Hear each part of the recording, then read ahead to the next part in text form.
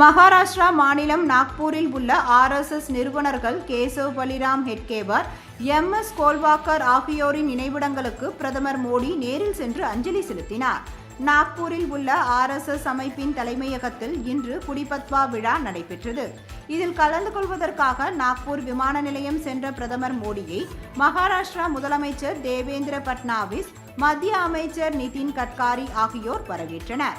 பின்னர் அங்கிருந்து RSS நிர்வாக தலைமை அலுவலகமான ரேஷ்மிபாக் பகுதியில் உள்ள ஹெட்கேவார் ஸ்மிருதி மந்திருக்கு புறப்பட்டு சென்றார்.